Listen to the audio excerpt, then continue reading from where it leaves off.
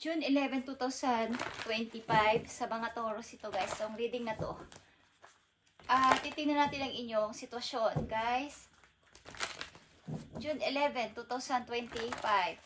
Maaring may mga offer guys sa paligid. Kaya lang may hinihintay kayong tao na siya yung mag-offer sa inyo, hindi ang iba. But, still waiting kayo sa tao na to kung kailan darating o kailan magpaparamdam o kailan kayo i-message.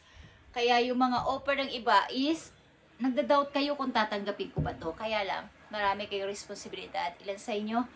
At gusto nyong magkaroon ng iba pang mapagkakakitaan. Okay, o madagdagan ng inyong money. Tingnan natin ang inyong sitwasyon at sasabihin sa inyo. Great adventure is here, Taurus. Take a risk, venture forward. Pagamat hindi ka sigurado sa iyong panaplano, is mag-take ka. Kumbaga, subukan mo. Kahit hindi ka sigurado. Mag-forward ka lang. O ipagpatuloy mo yung plano mo. Kung ano man yan, Taurus, is great adventure ito. Ano pa? Desert passage. Okay, kayo ay pupunta sa malayong lugar sapagkat ito ay divine plan para sa inyo ni God. Okay, Taurus. At ano pa? Wise leader. You are a beacon for others. Okay? Something na patunayan ninyo na kayo ay pwedeng maging leader. Pwedeng magpasunod ng ibang tao. Take a risk. Sabihin, kahit hindi kayo sigurado sa inyong gagawin, sa inyong pupuntahan, is ipagpatuloy nyo lang sapagkat may mga tutulong sa inyo after. Kumbaga pag nakapunta kayo dun o nagawa nyo na yun. Basta kayo ay magpatuloy sa pag-forward. Okay, tingnan natin ang great adventure for you, Taurus. Great adventure. Para sa mga Taurus. At desert passage. Ito ay nakaplan sa inyo. Divine plan ito ni God para sa inyo. Kayo ay makapunta ng ibang lugar. At wise leader. Okay. So, nandito ang old and new path, guys, na kailangan ninyong mamili para sa iyong victory. 6 of Wands. At ito ang magiging parang fulfilled. Mapupulfilled ka dito. Something na ito na yung hinahanap mong ito na yung dream. Parang dream come true. Okay. Great adventure, Taurus. 2 of Cups and Ace of Pentacles. Okay. Dito sa great adventure na to, mayroon ditong kasama ang pag-ibig din. At big opportunity. Kaya, take a risk, venture forward. Ibig sabihin, kung kayo ay hindi man sigurado dito, siguradong hindi kayo sigurado kung ito ba ay kayo ay magtatagumpay sa relasyon na to. Pero ito ay magandang pasimula. Nandito ang Ace of Pentacles for you, Taurus. Kung kayo ay magpapatuloy, kahit ito ay unknown, hindi kayo sigurado kung kayo ay magtatagumpay doon. Pero ito ay isang partnership at napakaganda na naghihintay na opportunity sa iyo sa lugar na yon o sa pupuntahan mo. Okay? Desert passage is here. 9 of Wands and 8 of Pentacles. Nakikita nyo to.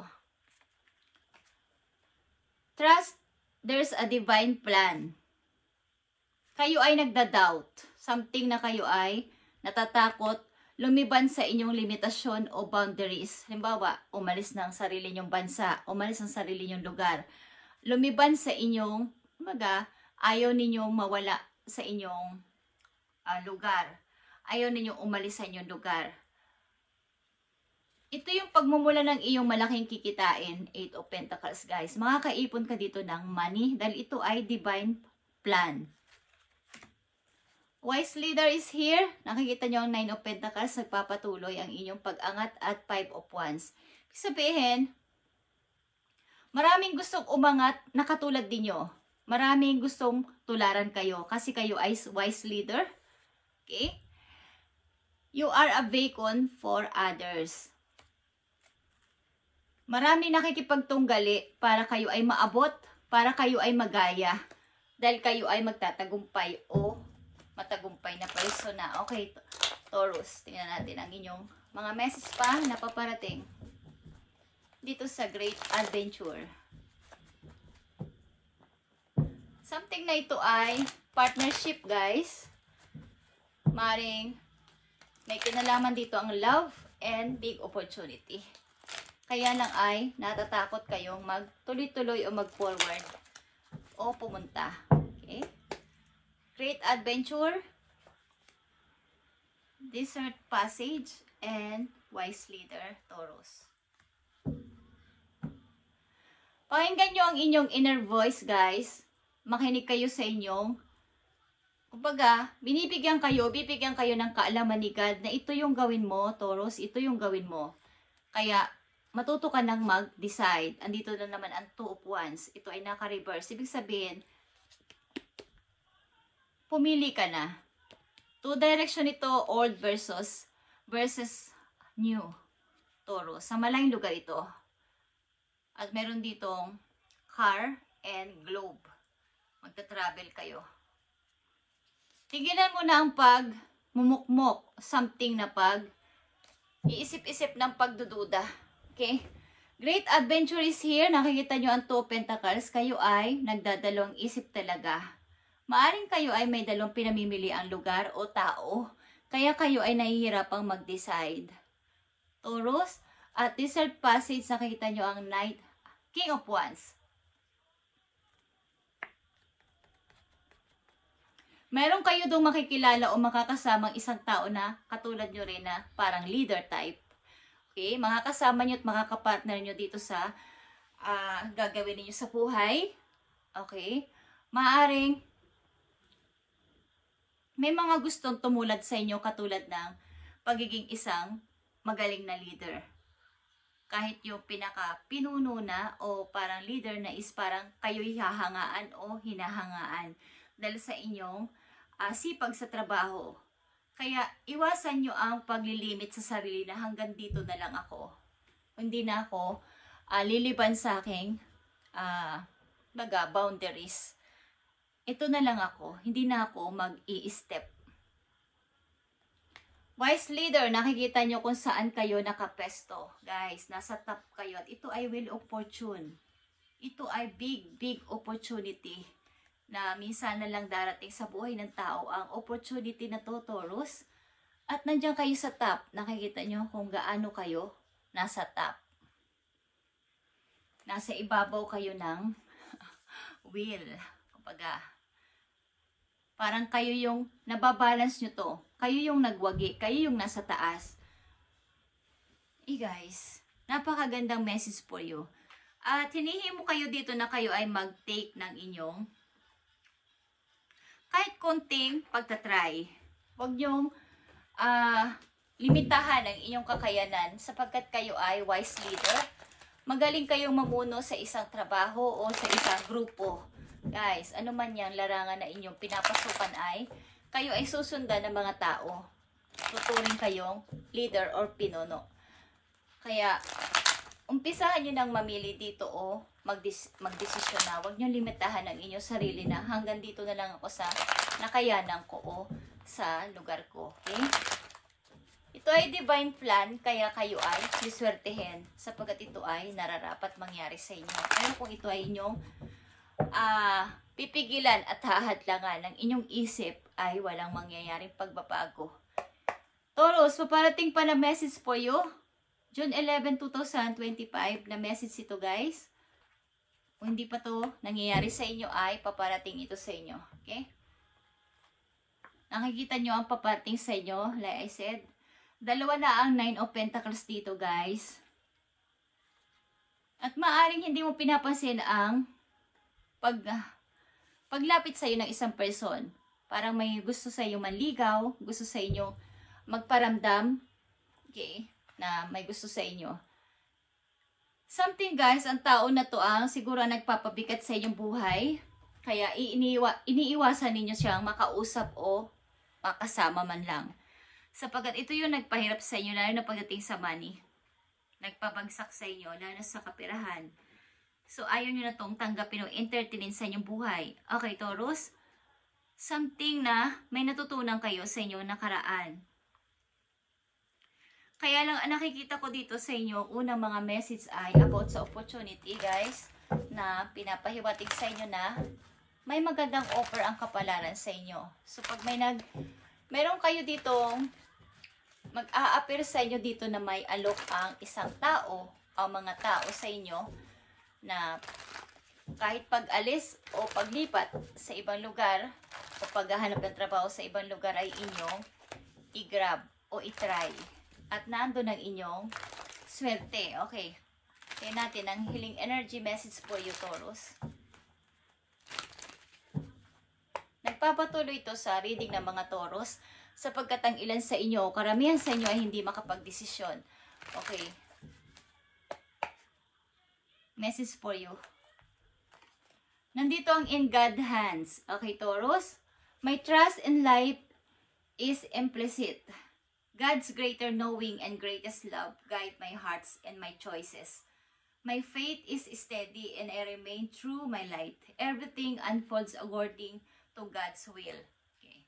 Sinasabi nyo, ito yung paniniwala nyo sa sarili nyo na nasa kamay ni God o nasa mga kamay ni God ang pagpaplano kung ano ang nararapat sa akin. So, nandito na yung unang message na si God ang nagplan ito sa inyo o divine plan ito ni God sa inyo na kayo ay umalis, kayo ay magtrabaho sa malayo, take a risk. Okay? Sapagat ito na yon at nandito din ang wheel of fortune. Ito ay opportunity na kayo ay sisikat ulit, tataas ulit at magiging top. Something na top na word. Okay? Kung ito yung wish nyo dati ay ito ay matutupad na. Guys, sinasabi nyo to na in God's will. But andito na guys. Okay? Kung maririnig at makikita nyo ang message na to. Sa trabaho na inyong mapapasukan, kayo ay magiging leader at magtatap. Something top. Tataas ang inyong sahod din at magiging tataas ang inyong position sa work. Okay, in God's hand is siya ang may plano nito sa inyo. Divine plan. Ito guys. Maaring sa bansang may mga buhangin. O sa bansang malayo. Okay, sa inyong place. At si God ang mag-guide sa inyong mga choices. Okay. Hindi nyo kasi ma-release ang ilang mga bagay takot. Kaya nandito ang suffering in silence, 9 of Wands. Limitasyon sa sarili. Pagbibigay ng boundary sa sarili. Kailangan yung inyong mga negative na sumisiksik din sa inyong isip ay inyong iwaglit o i-release. Okay? Ito na naman yung God's hand. Okay, guys. I have power over and put into God's hand what I can change. Kumbaga yung ilan sa inyo ay sasabihin na, bukas gagawin ko na. Pero nagbabago na naman agad ang isip. Hindi pa pala. Next month na lang. Next year na lang kaya. So, yung plano ni God sa inyo ay andyan na kaya lang ay paudot-udlot kasi yung may katawan ay ayaw. Hindi nyo, ini-ignore nyo ang opportunity. I trust that everything will work out for the best. Kailangan ito yung inyong mindset.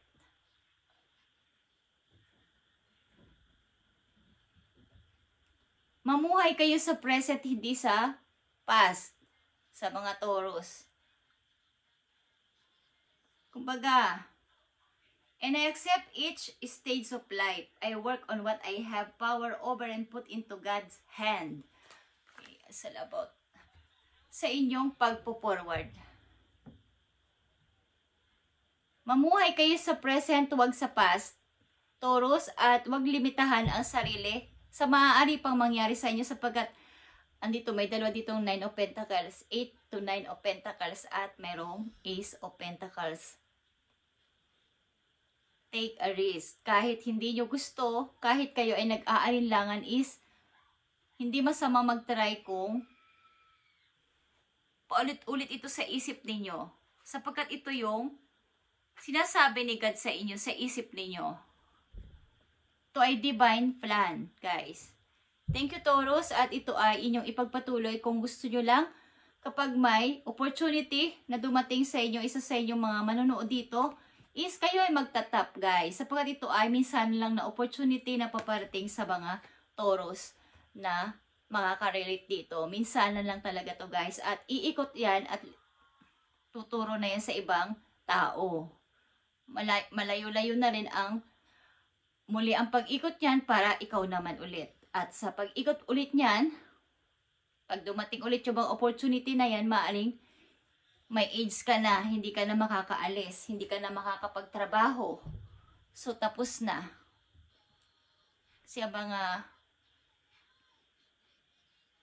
may mga age limit din ang pagtanggap sa mga company. Okay? Kasi ito yung nakikita at napifeel ko, guys. Thank you and God bless, Taurus.